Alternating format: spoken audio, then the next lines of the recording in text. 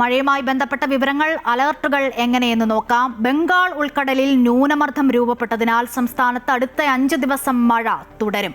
ചിലയിടങ്ങളിൽ ശക്തമായ മഴയ്ക്കും കേരള ലക്ഷദ്വീപ് തീരങ്ങളിൽ മണിക്കൂറിൽ 40 മുതൽ 60 കിലോമീറ്റർ വരെ വേഗതയിൽ ശക്തമായ കാറ്റിനും സാധ്യതയുണ്ടെന്ന് മുന്നറിയിപ്പുണ്ട്. കോട്ടയത്തും കുട്ടനാട്ടിലും മഴക്കെടുതി രൂക്ഷമാണ്. മഴയുടെ കൂടുതൽ വിവരങ്ങൾ രജിത് കുമാർ തിരുവനന്തപുരത്തു നിന്നും നൽകും. രജിത്ത്, ഇനിയും 5 ദിവസം മഴ തുടരും എന്ന മുന്നറിയിപ്പാണ്. ആശങ്ക അകലുന്നില്ല എന്നുള്ളതാണ്. എന്തൊക്കെ ജാഗ്രതാ നിർദ്ദേശമാണ് നൽകിയിട്ടുള്ളത്? ഒപ്പം ഈ അലർട്ടുകൾ എങ്ങനെയാണ്? നമുക്കറിയാം, ഏറ്റവും കൂടുതൽ മഴക്കെടുതി ബാധിച്ചത് പത്തനംതിട്ട, കോട്ടയം, ഇടുക്കി ജില്ലകളിലെയാണ്. അവിടെയും ഈ മഴക്കെടുതി രൂക്ഷമായി തുടരുകയാണ്. വ്യാപാരികളടക്കം ആശങ്കയിലാണ്.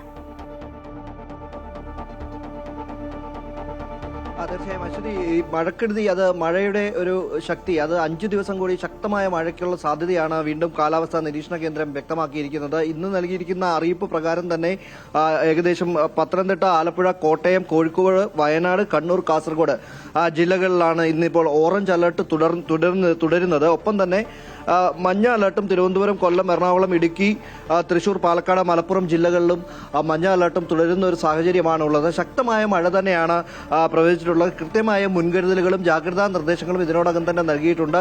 നേരത്തെ സൂചിപ്പിച്ചതുപോലെ തന്നെ ബംഗാൾ ഉൾക്കടലിന് മുകളിൽ രൂപപ്പെട്ടിരിക്കുന്ന ന്യൂനമർദ്ദമാണ് മഴ വീണ്ടും ശക്തമാകാനുള്ള ഒരു സാധ്യതയായി കേന്ദ്ര കാലാവസ്ഥാ നിരീക്ഷണ കേന്ദ്രം വ്യക്തമാക്കിയിരിക്കുന്നത്. ഒപ്പം തന്നെ കൃത്യമായ നേരത്തെ സൂചിപ്പിച്ചതുപോലെയുള്ള ജാഗ്രതാ നിർദ്ദേശങ്ങൾ അതുതന്നെയാണ് വീണ്ടും അറിയിക്കുന്നത്. ജാഗ്രതാ നിർദ്ദേശങ്ങൾ കൃത്യമായി തന്നെ പാലിക്കണമെന്ന നിർദ്ദേശം ഇതിനോടകം തന്നെ നൽകിയിട്ടുണ്ട്. അതേ സമയത്ത് തന്നെ ഇടുക്കി ഉൾപ്പെടെയുള്ള മേഖലകളിൽ ശക്തമായ മഴ അത് തുടരുന്നുണ്ട് എന്നാണ് ഇപ്പോഴും നമുക്ക് ലഭിക്കുന്ന വിവരം. ശക്തമായ മഴ ആ ഭാഗങ്ങളിലൊക്കെ തുടരുകയാണ്. താഴ്ന്ന പ്രദേശങ്ങളിലെ വ്യാപാര സ്ഥാപനങ്ങളിലടക്കം വെള്ളം കയറുന്ന ഒരു സാഹചര്യമാണ്. ഒപ്പം തന്നെ കൂമ്പൻപാറയ്ക്കും കത്തിപ്പാറയ്ക്കും സമീപം കനത്ത മഴയെ തുടർന്ന് മണ്ണിടിച്ചിൽ, അത് ഗതാഗതം തടസ്സപ്പെടുത്തുന്ന രീതിയിലുള്ള മണ്ണിടിച്ചിൽ ഉണ്ടായിട്ടുണ്ട്. ജലനിരപ്പ് ഉയർന്നതിനെ തുടർന്ന് കല്ലാർകുട്ടി ഡാമിന്റെ ഷട്ടറുകളും രാത്രി തന്നെ ഉയർത്തിയിട്ടുണ്ട്. അതുകൊണ്ട് തന്നെ ആ തീരപ്രദേശങ്ങളിൽ താമസിക്കുന്ന ആളുകൾ ജാഗ്രതാ നിർദ്ദേശം ഭരണകൂടം ഇതിനോടകം തന്നെ നൽകിയിട്ടുണ്ട്. ജില്ലാ ഭരണകൂടം ആ ജാഗ്രതാ നിർദ്ദേശം കൃത്യമായി പാലിക്കണം. കോട്ടയം ജില്ലയിലും കോട്ടയം ജില്ലയുടെ താഴ്ന്ന പ്രദേശങ്ങളിലും ശക്തമായ വെള്ളപ്പൊക്കം അത് ഇപ്പോഴും തുടരുന്നു എന്ന് തന്നെയാണ്. പത്തനംതിട്ട ജില്ലയിലാണെങ്കിൽ പത്തനംതിട്ട ജില്ലയുടെ അപ്പർ കുട്ടനാടൻ മേഖലകൾ, തിരുവല്ല ഉൾപ്പെടെയുള്ള അപ്പർ കുട്ടനാടൻ മേഖലകളിലൊക്കെയാണ് ഇപ്പോൾ കൂടുതലായി ആളുകൾക്ക് ബുദ്ധിമുട്ട് അനുഭവപ്പെടുന്നത്.